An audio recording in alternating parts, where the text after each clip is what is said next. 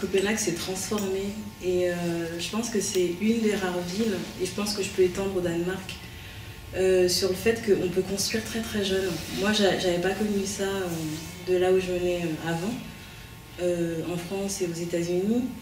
Mais quand je suis arrivée, il y avait des archis de 30 ans qui sortaient leur premier bâtiment. Et moi, j'ai été éduquée d'une manière où, voilà, à 40 ans, on commençait à faire son premier bâtiment. Et ici, c'était un peu tout est possible, quoi.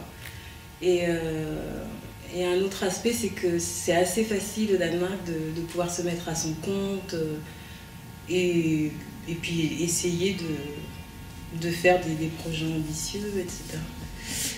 Et voilà.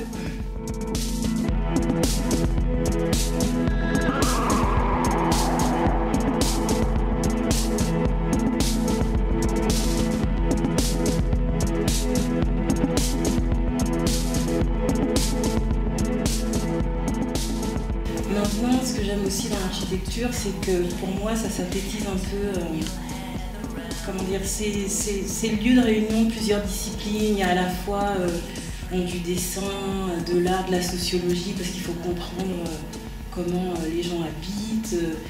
Il y a un peu d'ingénierie, il y a de la physique, si on prend en compte la résistance des matériaux, ce genre de choses. C'est aussi parce que je suis quelqu'un qui est très éclectique et qui est très curieuse. Et du coup, je m'intéresse autant à l'architecture qu'à la biologie, qu'à la sociologie, la philosophie. Donc j'aime bien travailler et réunir en fait tous ces volets. Enfin, je trouve que ça rend les choses plus riches. Mais là où je me sens le plus à l'aise et ce que je préfère, c'est vraiment travailler sur les expositions, parce que je trouve qu'une fois encore, c'est cette idée d'avoir plusieurs corps de métier, d'être à l'interface un petit peu, de gérer à la fois le concept, l'esthétique, le design, mais en même temps d'être en contact avec ceux qui produisent. Et j'aime bien comprendre tout ce processus. Je pense qu'on a aussi plus de respect pour le lieu après qu'il produit. Quand on a vu, on prend conscience de chaque étape et des qualités de chaque artisan, qui est une petite pierre en fait dans l'édifice. Pour parler de la salle dans laquelle on se trouve, j'ai donc été commissionnée par un bureau de consultants. Et il s'agissait de développer un concept pour cette salle qui s'appelle Hulkassen et qui date de la construction de la mairie de Copenhague. Et il s'agissait de la mettre en continuité d'autres salles de prestige de la mairie, mais en même temps lui donner une touche moderne. Le salon a fondé Copenhague et comme les rois, ils avaient par exemple, un sceau, un signe particulier, lui il avait cette croix sur sa cape. Et c'est elle qui permet d'identifier cette salle.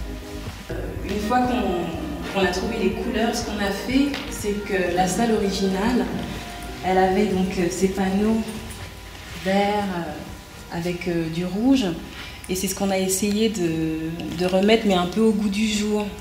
Donc elle a vraiment été très très pensée au millimètre près, au niveau des matériaux, de l'acoustique.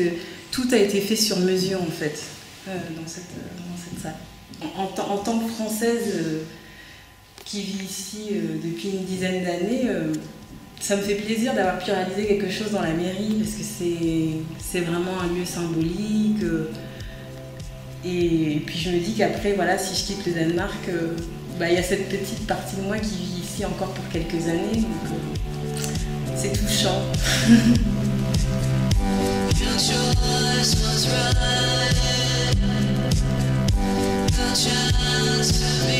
En fait, je suis venue au Danemark la toute première fois, en 92. Et quand je suis revenue pour m'y installer en 2001, ça avait déjà changé, c'était beaucoup plus métissé, mais surtout dans le contexte de la construction, ce qui est vraiment remarquable pour moi, c'est que c'était très campagne.